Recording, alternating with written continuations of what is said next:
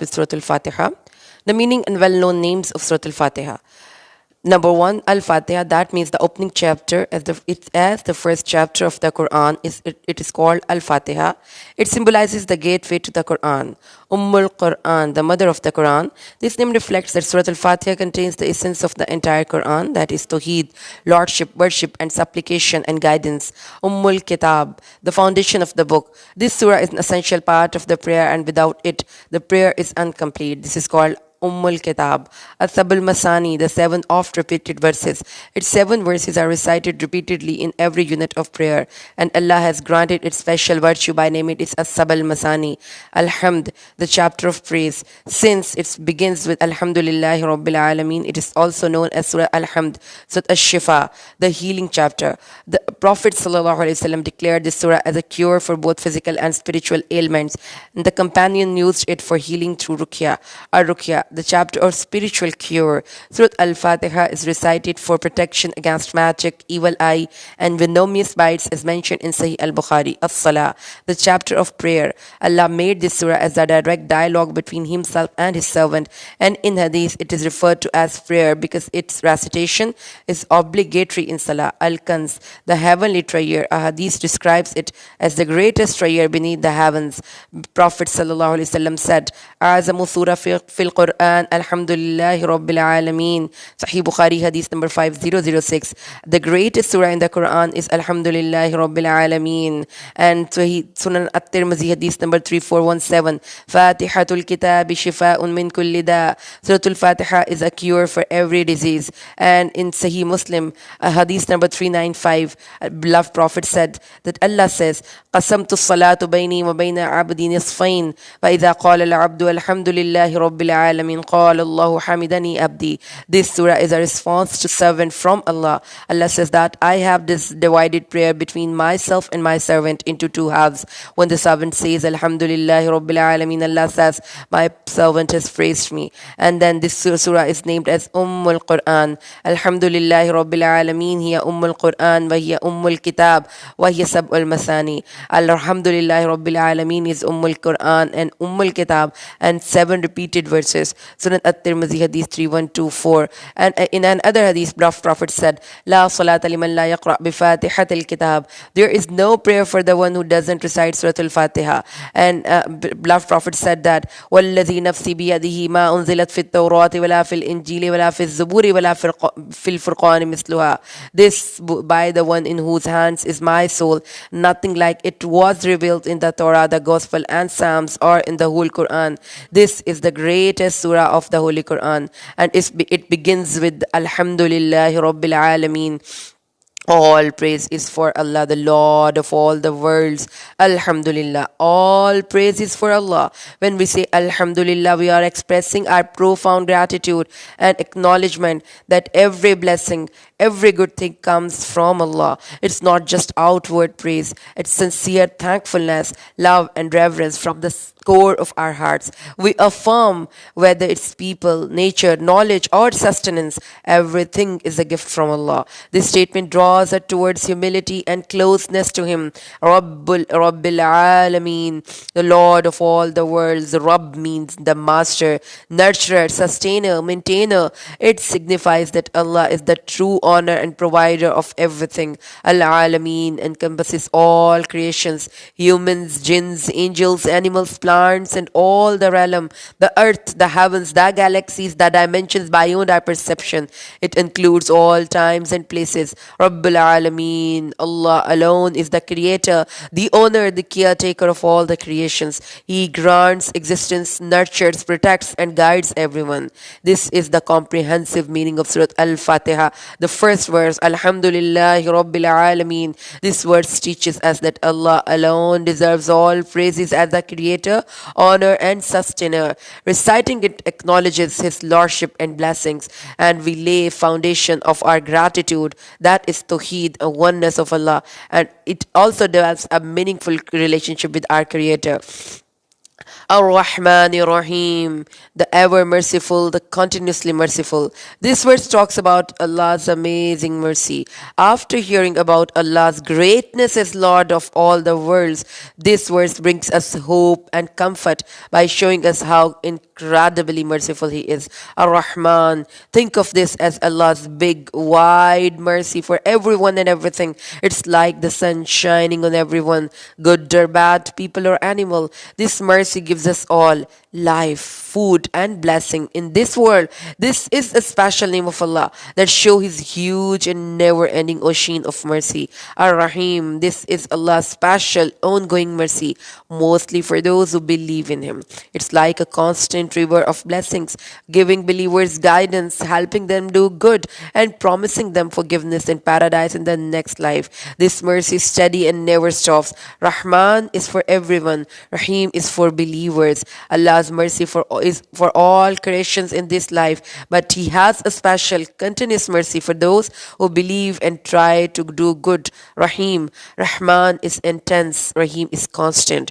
Rahman shows how incredibly vast and powerful Allah's mercy is. Rahim shows that this mercy is always there but flowing. And this order is also amazing. First, we hear about Allah as the Rabb of all the worlds, Rabbil Alameen, which makes us feel greatness. Then immediately we hear Ar-Rahman Ar-Rahim. This brings hope and love into our hearts. And then this balance attains awe and comfort. It teaches us that Allah is both just and full of grace. Imam Qurtubi said, in Rabbil Alameen there is fear, and in Ar-Rahman Ar-Rahim there is hope. And Ibn Kathir said, Rahman and Rahim show Allah's huge mercy. Rahman is both the vastness of the mercy. Rahim is about the mercy being special. And when we talk about Malik Yawmiddin, we are not just reciting a verse, we are making a declaration. We are making a declaration, a powerful, soul-shaking declaration that Allah alone holds absolute dominion over the day of judgment. Just pause and think. Think about it. One day, the day every single soul of us will stand before Him. No distraction, no excuses, no escape. On that day, there will be no other power, no influence, no intercession that will work independently. It will be Allah's perfect justice prevailing completely. Malik, it means ultimate sovereignty. This word Malik doesn't just mean honor, it means complete ruler, undisputed king, absolute authority. Allah's dominion isn't partial, it's total, undeniable, and all-encompassing. He owns time, space, souls, and outcomes. And the Malik Yawmuddin, the day of inevitable accountability. Yawmuddin, the day of recompense, the day when every soul will be judged, every action will be weighed, every intention will be exposed. The life we are living right now, this is not a destination, it's just the preparation. The day Yawmuddin, the day of flawless justice, and Allah's judgment, it is not biased, it's not flawed, it's perfect because He knows everything. He sees what no one else sees. He understands what no one else understands. Every deed, no matter how small, how hidden, how forgotten, will be repaid with precision. And this verse, Malik Yawmuddin, has the powerful ability to change us, because this truth, when we understand, it doesn't just sit in our beliefs, it shapes our lives. It encourages goodness because we know it is all being recorded. It brings awareness of consequence because nothing is lost. It offers trust in divine justice because even when the world is unfair, Allah is not. Malik Yawmuddin is more than just a verse. It's the spiritual compass. It reminds us that our lives are under divine supervision, that every choice we make matters. Every moment is a chance to earn Allah's pleasure. And then we say, Iyyaka na'budu wa iyyaka nasta'een. You alone we worship, and you alone we ask for help, because we know we can't walk this path alone. We need Him. We worship Him. We rely on Him. So let's live with humility and with purpose and with unwavering trust in His justice. Standing before Allah, we say, we are not just reciting, we are declaring, we are defining our relationship with our Creator. This verse is the core of servitude. It's the essence of Islam. It's the moment when our heart speaks, Ya Allah, I'm yours entirely, absolutely. Iyyaka na'budu, you alone we worship. Let's pause and look at the linguistic beauty of this ayah. Iyaka comes before verb in Arabic. This is called taqdeem, and this is used for exclusivity and emphasize. It means you, not only you and no one else. And narbud, which means fear, love, humility, obedience, and total surrender. When we say Na'budu, we say, Ya Allah, I'm yours. I'm your slave. I live for you. I obey you. I love you. I fear disappointing you. And thus we attain Tawheed fil Ibadah. And then we say, Iyaka nasta'een, and you alone we ask for help. Nasta'een means help, support, aid, and this is Tawheed fil Ista'ana. What kind of help we are asking for? We are asking help in worship itself, help in staying guided, help in overcoming trials, help in balancing our emotions, help in becoming better versions of ourselves. We are saying, Ya Allah, I can't do this without you. I need you in every breath, every step, every moment. This verse is our identity. It's not just a verse, it's a contract, a covenant, a confession of love and dependence. So when we say Iyyaka na'budu wa iyyaka nasta'in in prayer, we should not rush. We should let our heart speak. Let our soul surrender and feel it. We are making a covenant and we are presenting our love before that supreme authority. Ihdina sirat al-mustaqim. Guide us to the straight path. The heart's cry for direction. After declaring our worship and dependence in Iyyaka na'budu wa iyyaka nasta'in, we now make most important request of all times. Oh Allah, show us the way, not just any way, but as-siratul mustaqim, the straight way, the way that leads directly to you, the way that leads to Jannah. This verse is the core of every dua, the essence of every prayer, and foundation of every believer's journey. Ihdina, guide us, lead us, show us the way, clear way. Ihdina sirat al-mustaqim. This is a direct request to Allah. Oh Allah, please guide us. This word is richer than just showing path. It includes clarification. It includes facilitation. It includes enablement.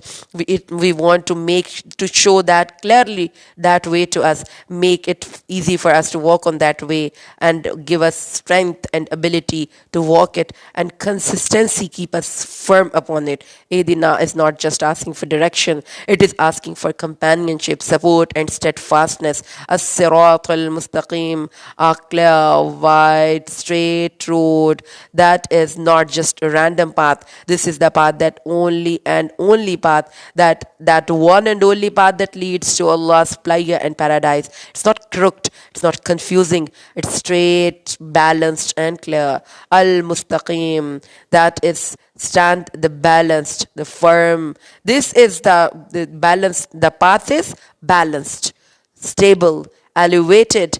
There is no extremes, there is no confusion. It leads upward towards Allah. It is the path of truth, justice, and spiritual clarity. Ihdina sirat al-mustaqim. When we say, we are saying, Ya Allah, guide our hearts, our minds, and our actions. Don't just show us the way, walk us through it. Don't let us slip, don't let us stray. Keep us firm, keep us close, keep us yours. This is the dua of every prophet, every righteous soul, every seeker of truth. We are asking for guidance in belief. We are asking guidance in daily choices. We are asking for guidance in relationships, in emotions, in goals. We are asking for a life that is pleasing to Allah from start to end. So next time when you say, Ihdina sirat al-mustaqim in your salah, pause, Feel it. Let your soul speak, because this is not just a verse, it's your lifeline. And صراط الذين أنعمت عليهم, the path of those upon whom you have bestowed your grace. غير المغضوب عليهم ولا الضالين, not of those who have incurred your anger, nor of those who have gone astray. And صراط الذين أنعمت عليهم, what is أنعمت? Naam, ni'mat means blessing, ease and comfort. And this is the way on which the prophets, the truthful ones, the martyrs, the righteous, al-anbiya, as-siddiqeen, al-shuhada, as-salihin, this is the path of those people as mentioned in Surah An-Nisa. These are not, these are the ones Allah has honored, bestowed His grace. We are not just asking for guidance, we are asking to walk with the best. غَيْرِ الْمَغْضُوبِ عَلَيْهِمْ, not of those who earned your anger, those are the people who had knowledge but didn't act on it. Traditionally, this referred to Bani Israel, those who knew the truth but disobeyed. They earned Allah's anger because they betrayed knowledge. وَالظَّالِّينَ, nor of those who were astray. Zalal, to be lost, to deviate. Those who are misguided, these are the people who acted but without knowledge. Traditionally, this refers to Christians who were sincere but misguided due to lack of correct understanding. This verse is a dua for clarity. We are asking, Ya Allah, guide us to the path of your beloved ones, not the path of those who knew but rebelled, not the path of those who tried but were confused. This is a warning and a wish, a plea to be among the guided, not the condemned, nor the confused. This verse teaches us to be sincere believers in Allah and to balance in al-ilm, amal and ikhlas. And then we say Ameen, because the Prophet would say Ameen after reciting the surah. It means, oh Allah, accept this prayer.